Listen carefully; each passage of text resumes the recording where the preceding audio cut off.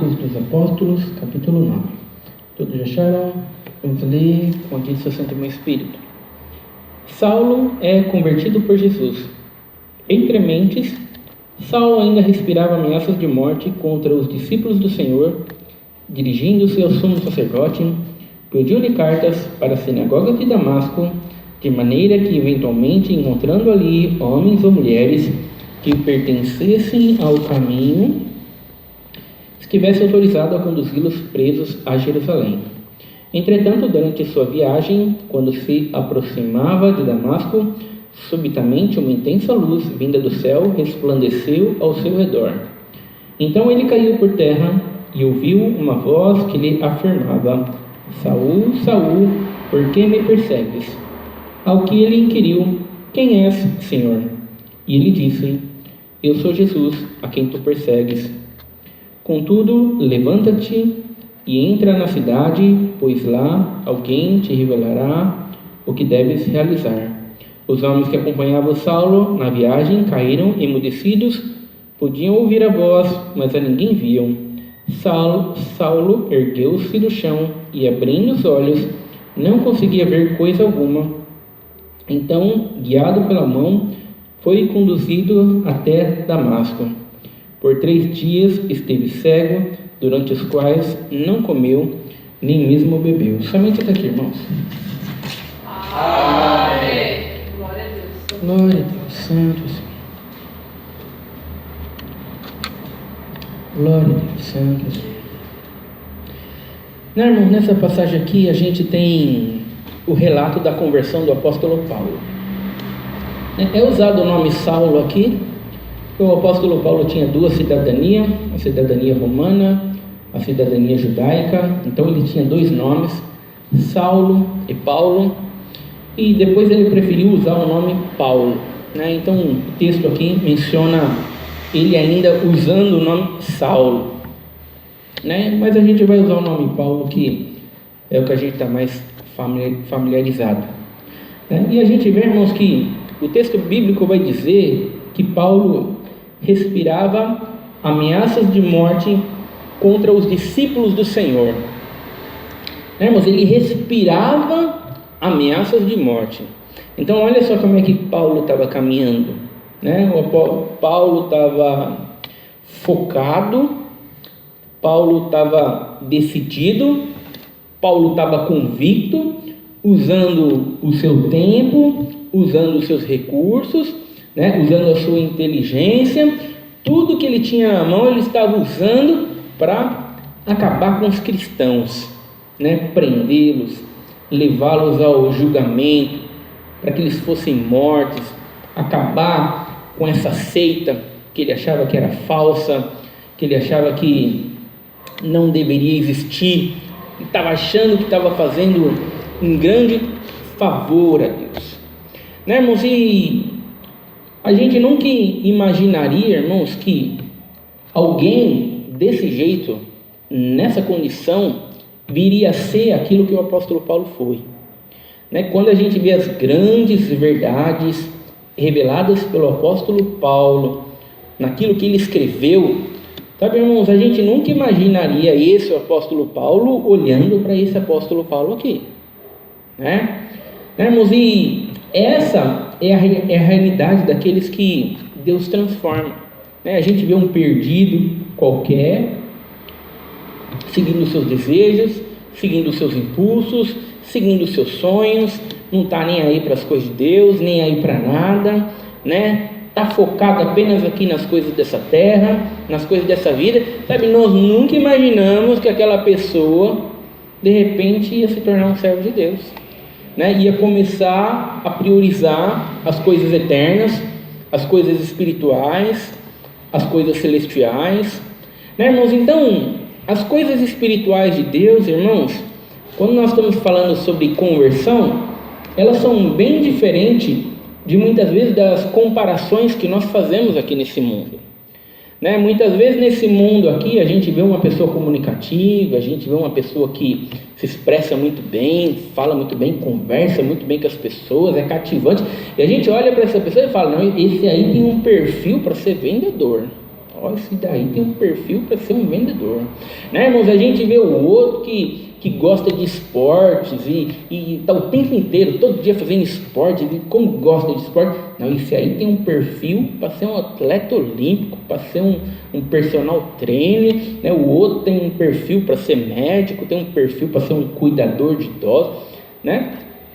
Mas nas coisas de Deus, irmãos, essas comparações não funcionam, né? A gente não olha as pessoas e diz: ó, esse aí é honesto, esse aí é íntegro, esse aí é bom, esse aí não fala mal de ninguém, esse aí tem um perfil para ser crente, né? Os padrões morais estão todos aí, só que está faltando encaixar Jesus, sabe? Você até parece crente, você perguntar para ele se ele é crente, ele vai falar que é ateu, mas é honesto, é íntegro, não rouba, né? Faz o bem para o próximo, é um crente perfeito. Não, irmão, essas comparações não funcionam com o Evangelho, irmãos. Da mesma maneira que a gente não olha uma prostituta, um ladrão, um perdido e fala: esse aí não tem perfil para ser servo de Deus, esse aí não. O outro tem, mas esse daí não tem um perfil para ser servo de Deus, né, irmãos? Esses tipos de comparações, sabe, eles não servem, irmãos, porque a conversão, irmãos, é uma obra sobrenatural de Deus na vida do pecador. Depende apenas da vontade de Deus. Sabe, irmãos, não depende do perfil daquele que está sendo chamado, né, irmãos, daquele que está sendo escolhido por Deus. Depende apenas da vontade de Deus. Então, quando a gente acha que algumas pessoas têm um perfil para ser crente, né, quando a gente acha que algumas pessoas são boas, são honestas, são íntegras, fazem o bem, sabe, irmãos, isso corrompe a pregação do Evangelho, porque a gente acha que as pessoas não precisam ouvir sobre pecado, né? Porque a gente acha que a pessoa não tem pecado, né? O pecado está ali, você só não está vendo. Todos aqueles que não servem Jesus Cristo, todos aqueles que nasceram em Adão, sabe, estão lá com as suas áreas pecaminosas, ainda que pareçam grandes santos, né, irmãos? Ainda que pareçam ter altos padrões morais, os pecados estão ali, as pessoas apenas não estão vendo, né, irmãos? E quando a gente acha que alguém tem perfil para ser servo de Deus, que é quase um crente, já só está faltando encaixar Jesus, sabe, irmãos, a pregação do Evangelho fica comprometida, porque a gente acha que a pessoa só precisa ouvir o lado bom do Evangelho, né? Aquilo que Jesus Cristo fez, que Ele salvou, né? Que os pecados estão perdoados, não precisa ouvir sobre arrependimento, sobre condenação, sobre inferno, não precisa ser confrontados pelos pecados, não precisa procurar as áreas afetadas pelo pecado, né, irmãos? E isso tem influenciado muito as pregações hoje em dia, né, onde os pregadores se tornaram pregadores liberais e onde eles acham que todo mundo tem que ouvir só o Deus do amor, né? Só as bênçãos, só as coisas boas. É que a pregação, quando é dura demais, aí está maltratando as pessoas, está humilhando as pessoas, está ofendendo as pessoas, né, irmãos? É como se as pessoas tivessem um perfil para ser servo de Deus.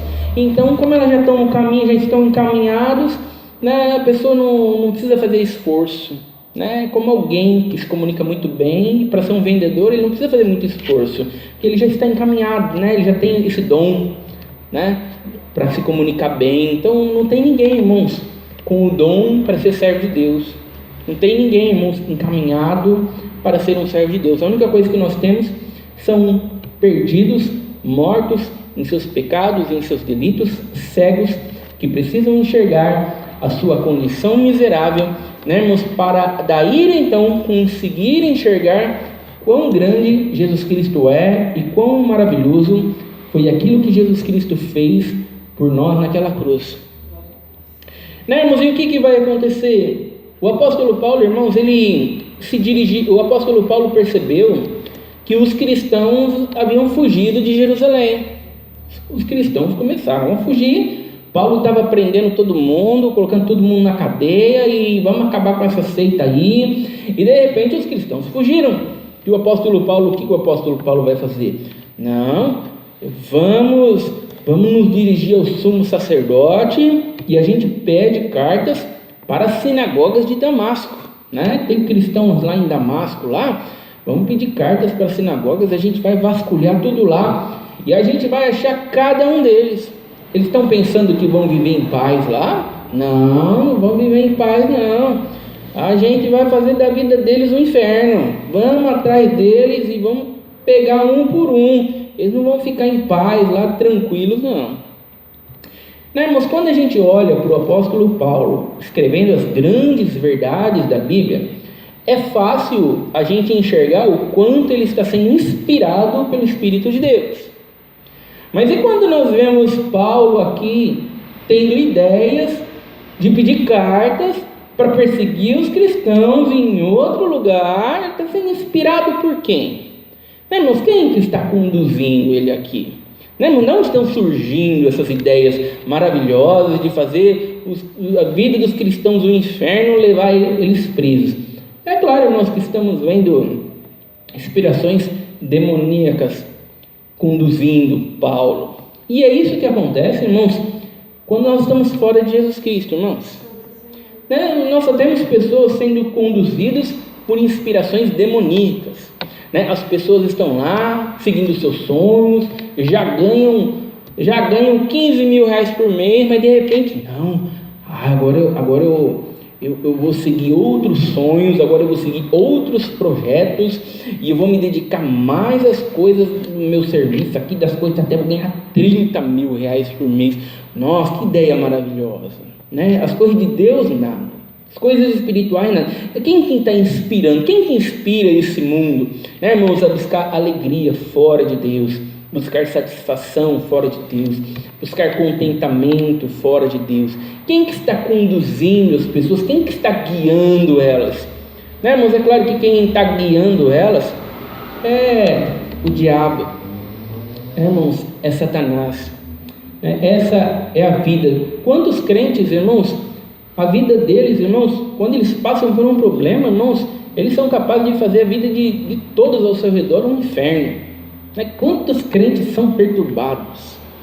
Ao invés deles lidarem com o problema, buscando a paz, buscando a alegria, buscando o contentamento em Jesus Cristo, não, muitos cristãos lidam com o problema fazendo a vida dos outros um inferno. Essas coisas estão dando errado para ele, e ele faz questão de deixar todo mundo perturbado, todo mundo atribulado. Quem que está guiando esse tipo de comportamento? Quantos crentes não vivem atribulando a casa inteira? Da onde sai essa inspiração para o desespero, para a angústia, para a aflição, para a falta de paz? Da onde que sai? É lógico, irmãos, que sai de inspirações demoníacas. Porque se fosse o Espírito Santo agindo, irmãos, ele seria conduzido à paz em Jesus Cristo.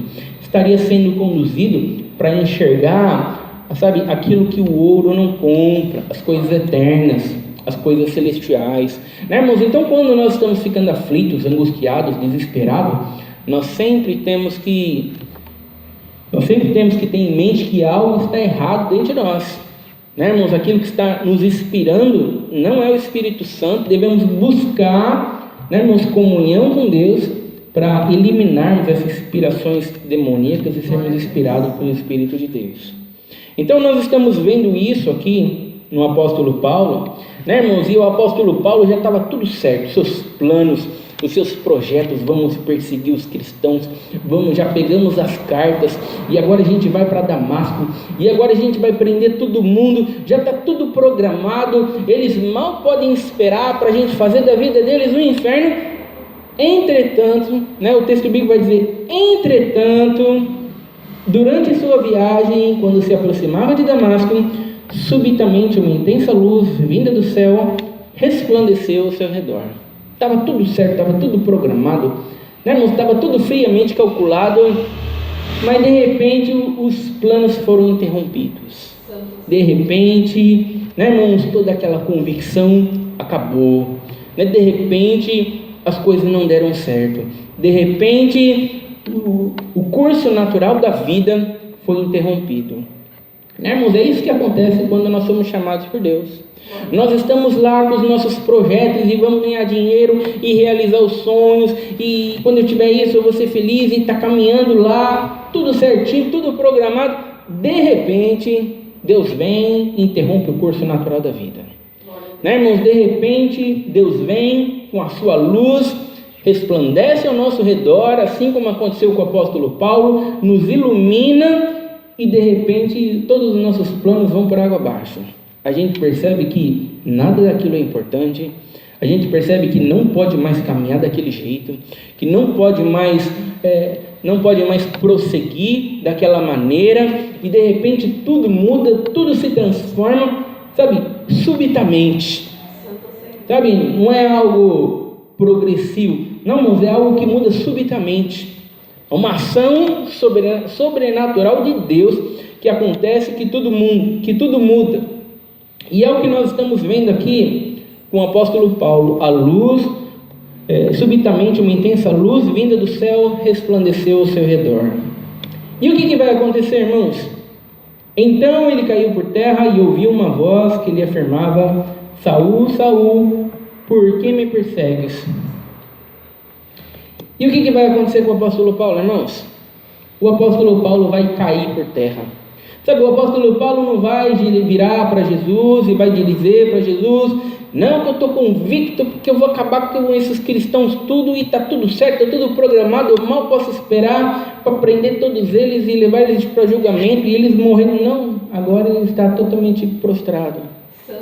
Não, irmãos, ele está totalmente rendido, totalmente vencido pelo chamado de Jesus Cristo. Sabe, não temos as pessoas, irmãos, argumentando com Jesus Cristo: não, mas eu não quero caminhar com você, eu não quero caminhar com Jesus, eu quero seguir os meus sonhos, eu quero seguir os meus projetos, eu quero seguir as minhas vontades, eu não estou nem aí para as coisas de Deus. Não, irmãos, quando Deus nos chama, irmãos, nós caímos por terra. Né, irmãos? É um chamado eficaz, não há como nós resistirmos, não há como nós dizermos: não quero, não estou interessado. Sabe, isso só acontece, irmãos, com aqueles que não têm o seu nome escrito no livro da vida, com aqueles que verdadeiramente não são as suas ovelhas. Porque aqueles que são ovelhas de Jesus Cristo, eles ouvem a sua voz, né, irmãos, e eles são vencidos por esse chamado eficaz. Ele caiu com seu rosto em terra, né, irmãos, e ele ouve essa voz dizendo: por que me persegues? Ao que ele inquiriu: quem és, Senhor? E ele disse: eu sou Jesus, a quem tu persegues. Então, irmãos, agora ele percebe, irmãos, que ele está sendo chamado, e quem está falando com ele é Jesus. Jesus, que até então ele achava que não passava de uma grande farsa. E agora ele descobre, irmãos, que Jesus Cristo não é uma farsa, que Jesus Cristo realmente é real. Agora ele percebe, irmãos, que os discípulos de Jesus Cristo não são discípulos simplesmente de uma seita qualquer que inventaram. Não, agora ele percebe que os discípulos de Jesus são discípulos de Jesus mesmo, né, irmãos? E isso é o que acontece, irmãos, quando Jesus Cristo nos chama. Quando Jesus Cristo nos chama, irmãos, sabe, enxergamos o Jesus Cristo real, né? Enxergamos a verdade da palavra de Deus. Sabe, não é aquele Jesus Cristo falso que a gente não conhecia, que a gente imaginava na nossa mente, né? Não é aquele Jesus que é uma fábula, né? Tem uma história aí na Bíblia aí, de Jesus aí, né? Não, irmãos, quando Jesus Cristo nos chama, nós enxergamos Jesus Cristo como sendo real, né, irmãos? Enxergamos a obra redentora que Ele fez por nós naquela cruz, né, irmãos? Enxergamos que fomos salvos pela graça e misericórdia daquilo que Jesus Cristo fez por cada um de nós. Sabe, irmãos, enxergamos a grandeza, o valor da palavra de Deus, né? A gente não acha que algumas coisas da palavra de Deus são palavra de Deus, mas não, a gente não pode ficar vivendo aí por um livro de 2000 anos, né? Hoje o mundo está moderno, que fica lendo um livro de 2000, um livro ultrapassado, não. Não, mas quando Deus nos chama, enxergamos a verdade da palavra de Deus, o quanto ela é real, o quanto ela é viva e o quanto ela é eficaz. Irmãos, quantas pessoas hoje em dia, irmãos, não creem na palavra de Deus? Sabe quantas pessoas, irmãos, acham que podem escolher aquilo que elas creem na palavra de Deus?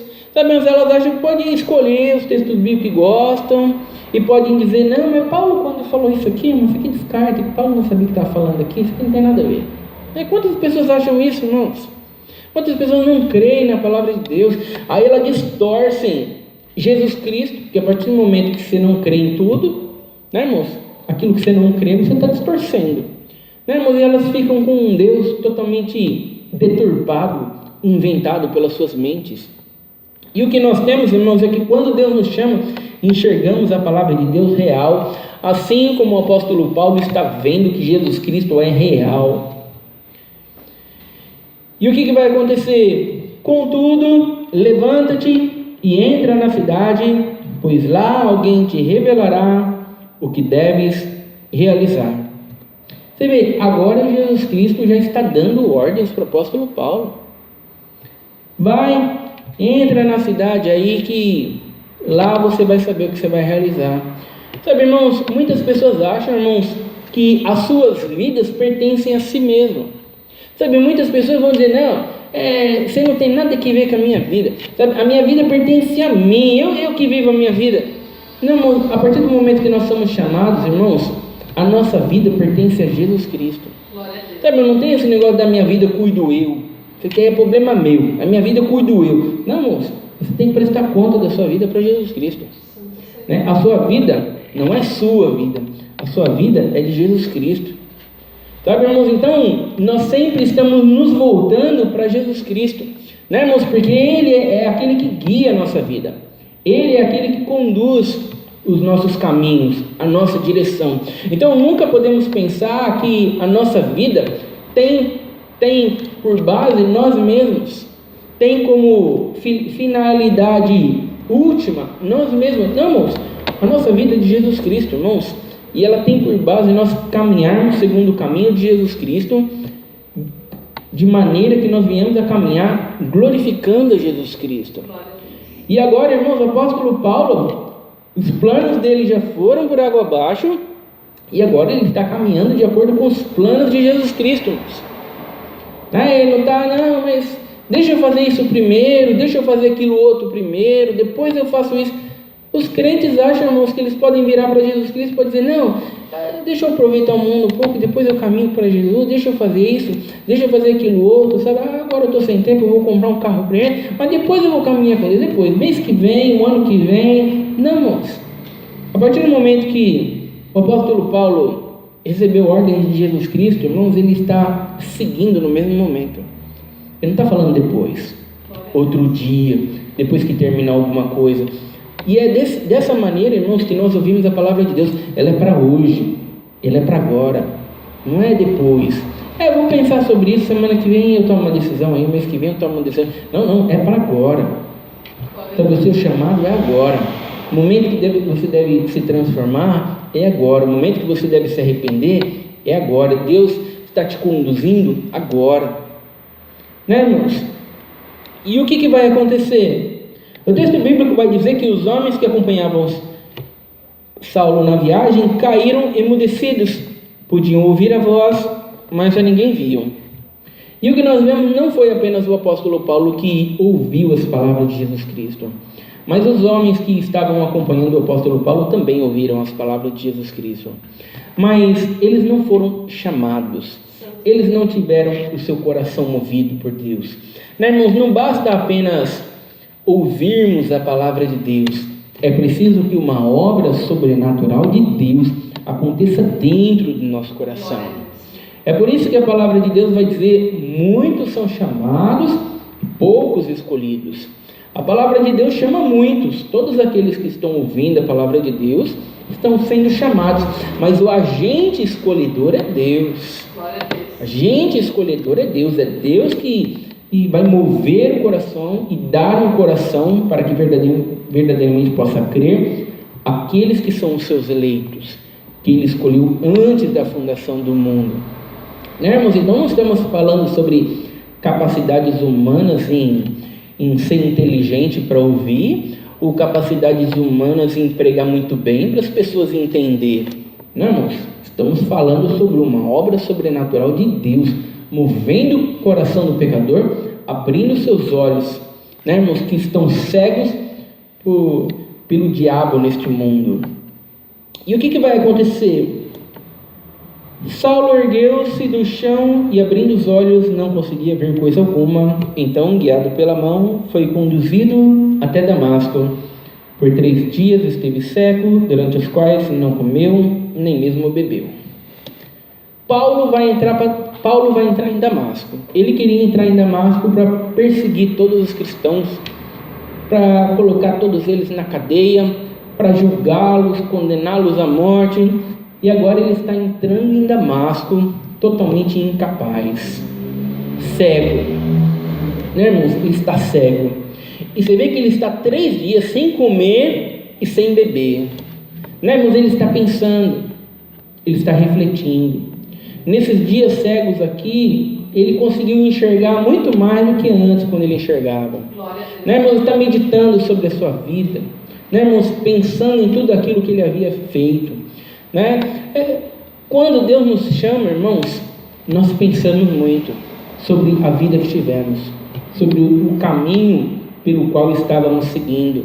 Quando Deus nos chama, irmãos, enxergamos a condição miserável em que nós estávamos, e quão maravilhosa é a graça de Jesus Cristo, irmãos, em ter nos chamado.